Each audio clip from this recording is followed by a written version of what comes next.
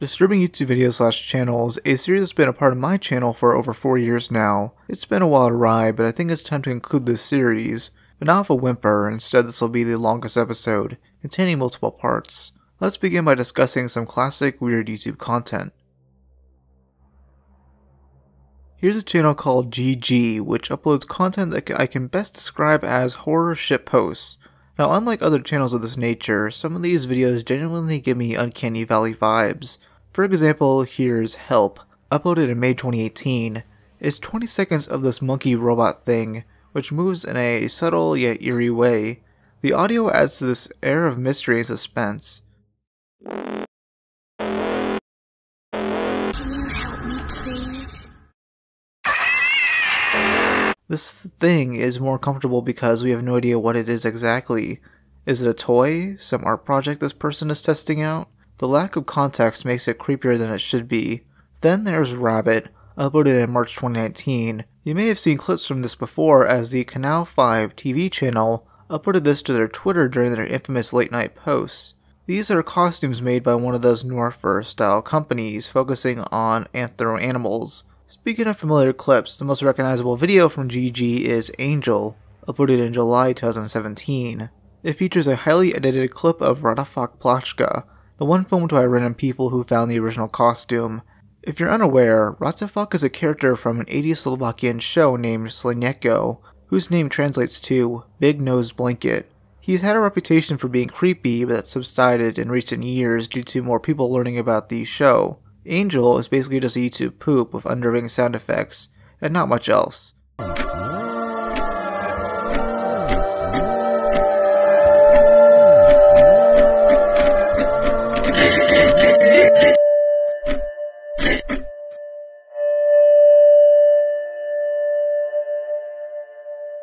To end this entry off, I'll just play a few other random clips from this channel.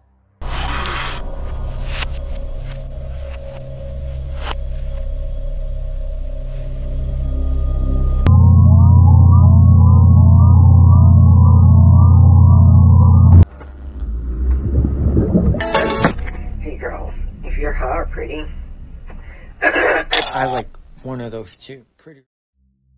Laughing Sailor, a video shrouded in oddity.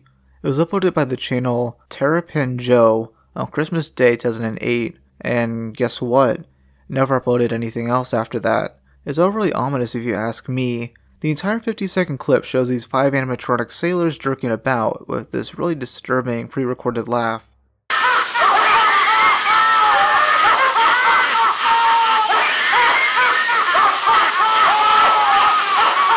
This wouldn't be as creepy if it wasn't for the mystery to it. Who was the man behind the camera? Why did he make these beautiful abominations? And will he ever upload again? Pedro Iuá is a Brazilian animator specializing in stop motion. Most of his works are pretty normal in terms of content, while being incredibly creative. Just watch his informative video on the history of stop motion. Some of the techniques here are flat out amazing, but what I want to put the spotlight on are his earlier, more bizarre and uncomforting uploads. This clip from June 2007 is actually a snippet of Pedro's short film, Perforated Ulcer Lodged with Bacteria, released a year prior. Titled Jantar, it shows this character getting his head brutally bashed in before a giant lobster comes in and begins eating his remains. This isn't a fake lobster, by the way, it's a real one animated using wires. Another upload titled Soma shows this motherfucker getting shot right in the face. I recommend watching this channel in particular. His animations are insanely good. Plus he has subtitles if you don't speak Espanol. Next I want to talk about a series of PSAs from SIRE, released back in 1997. Yes, they didn't originate from YouTube, but most saw them originally from this site. I come to that conclusion because I assume most of you don't live in the Netherlands. 3 PSAs were released, all apparently showing at the Cannes Film Festival and winning awards. The first is Countdown, using black and white hands on a red background. The typical New Year's style countdown begins with the hands losing a finger each time a number is said.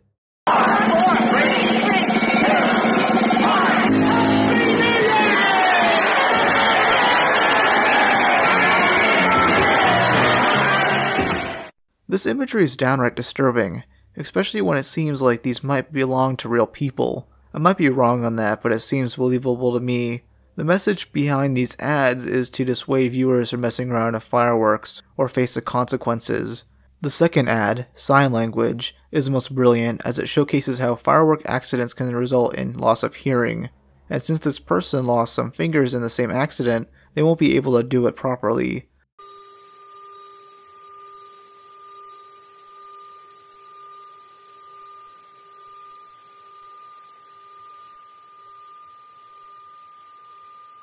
The final ad is a nose picker, showing this gross piece of shit digging for a booger. The twist is that he's using his toe to do it, as he lost some of his fingers in a, you guessed it, firework accident.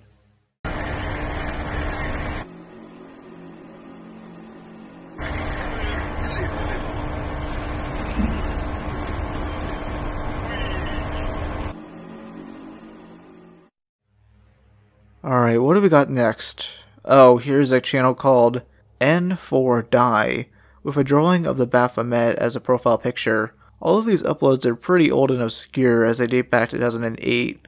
It seems to belong to that Obey the Walrus cult, even re-uploading the Sandy Crisp video. But the other videos on here are pretty similar with the same style of editing and presentation. The video, You Know, just has some weird ass MS Paint doodles. Dance of Doom Gripe A has these mannequin things with a bunch of random photos, one of which is a naked obese chick who's barely covered up. I'm not going to show that, you've been spared the horror. And Walrus Clan is just this mess.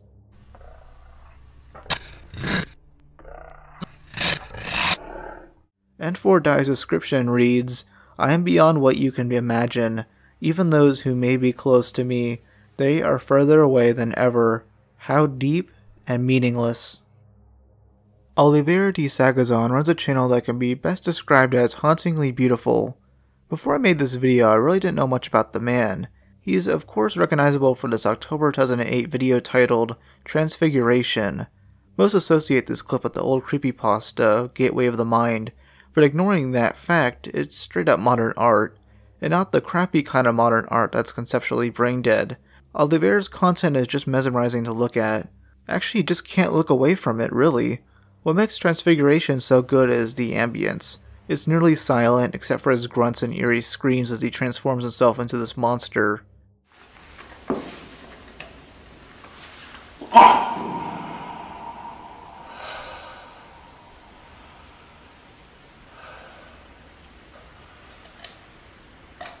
Despite being in his 60s, he's still posting to this day, not just on YouTube, but Instagram and other platforms. I'll highlight a few other videos I saw from Olivier. Where I Am in My Body.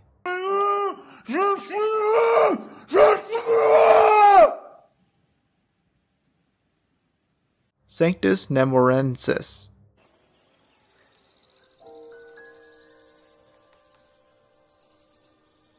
Ash.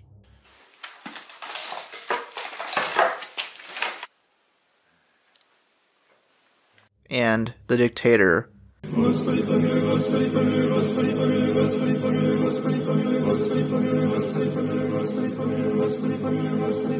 Seriously, just go watch his stuff. I refuse to allow his art to only be known for Gateway of the Mind.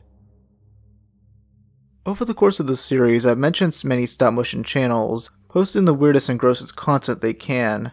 This is definitely not a bad thing, as besides the weird aspects, this allows them to tell some amazing stories.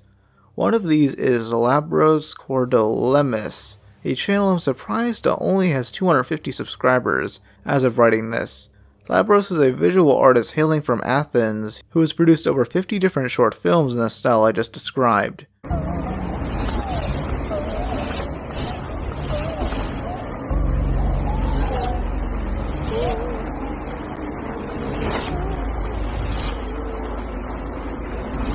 These are just so grotesque, yet I'm sure are even worse in their original state, as many of these had to be censored on YouTube. But even with the censors, it's all so fucked. It's really just the character designs. They look like Meat Canyon's art if translated into clay. A few of these shorts are in live action, which is a style all their own from what I can tell.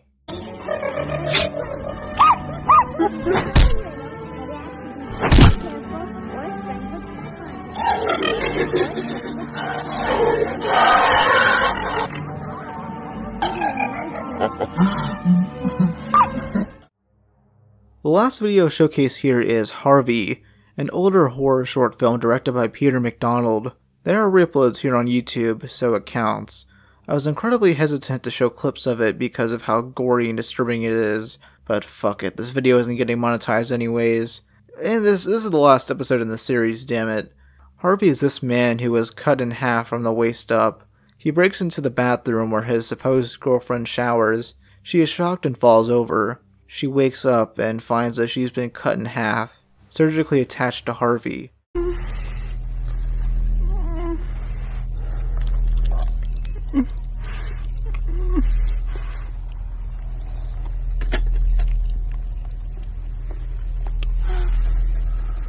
This part genuinely made me squirm in my seat. Everything about it is so uncomfortable. It's an allegory for abusive relationships as she's forcibly attached to him and made to do things against her will. She eventually separates from him, still sewn up. Harvey is still partially missing, needing to be full at any means necessary.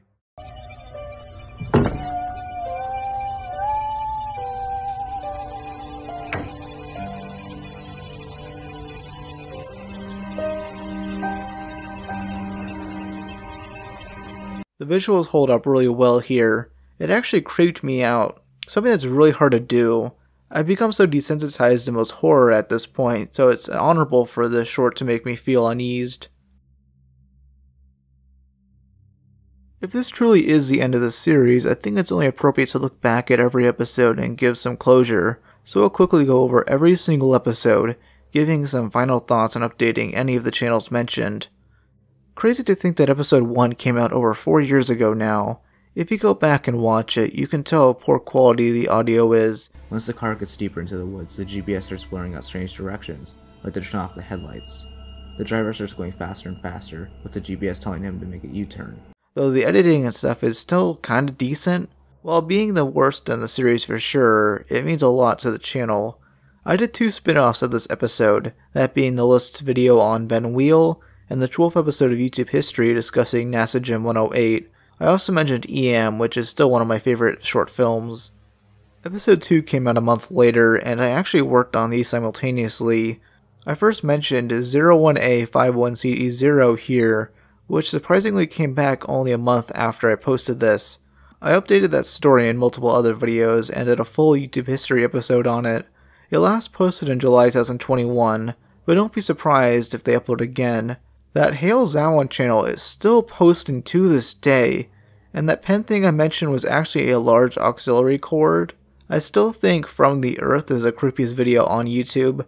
Everything about it is an artistic wonder, and I went into more detail on other videos. Episode 3 mainly discussed Norfur, that creepy latex animal company. Creepy Shed, which started uploading more not too long after the video came out. Most of it's just generic cryptic shit. I mentioned Beeblefox for the first time here, which was before Orange came out and told the true side of the story. I made a video on that, so go check it out if you haven't already. The 4th episode is kind of average. I put it out around mid-2019 and I discussed The Crow and the Raven, The Backwater Gospel, and some ARGs. Jack Torrance turned out to be an ARG, so that was something. Now episode 5 got taken down, which some of you may know about. This was odd to me for many different reasons, one being when it was taken down. I originally uploaded it near Halloween 2019, and YouTube decided to remove it in June 2021. Also, I don't know why. All the videos I talked about are still up on YouTube, though if I had to guess, it was me talking about the normalpornfornormalpeople.com creepypasta. And I actually did end up re-uploading it this week, so it's on my second channel, and it's also in the playlist down below, so go check it out, though it is in pretty low quality because I was not able to re-download it. Episode 6 is a pretty meh episode, and I'd actually say this is the last below average episode in the series. This is released in early 2020, right before I got my first boost in subscribers. This is also the lowest viewed episode, and for a good reason. The only really interesting topics in this one are meat sleep and the Wotaken One Horse video.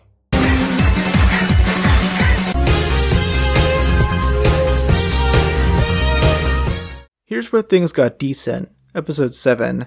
Some in the comments didn't like Burden and my take on him, but I still stand by it.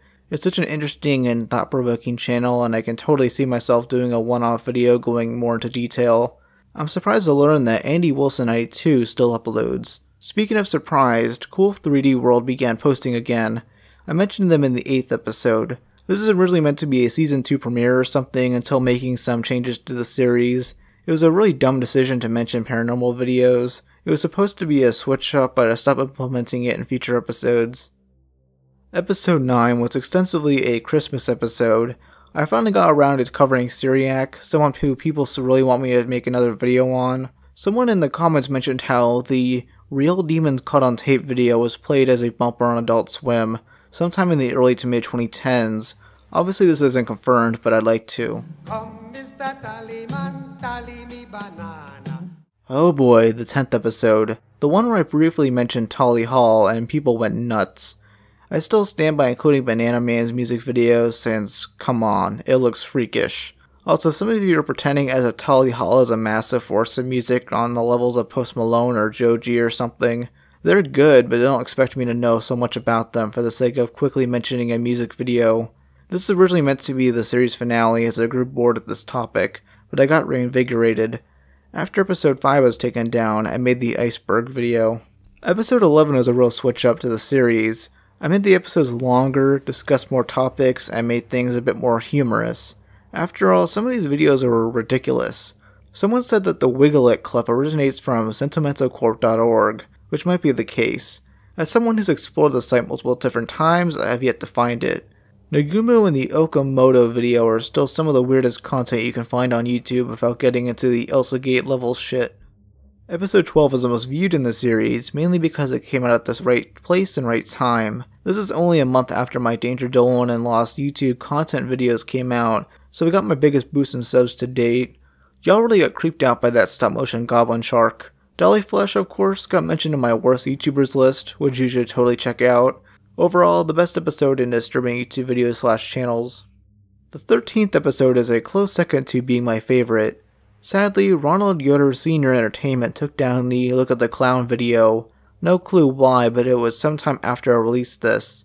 Finally is episode 14, which came out last November. Not much to say on this one, honestly. I thought it was well researched to mention a few recognizable topics in a new and interesting way. So yeah, episode 15 is the last. Will I ever mention disturbing YouTube videos again? Absolutely. This just means I won't confine them to this format. I already made a few YouTube history episodes on horror channels, and I plan to make more. Let me know which ones you want covered. And just give me suggestions in general. I'm debating if I should make a spin-off on just weird YouTube videos in general. Alright, that's it. See ya.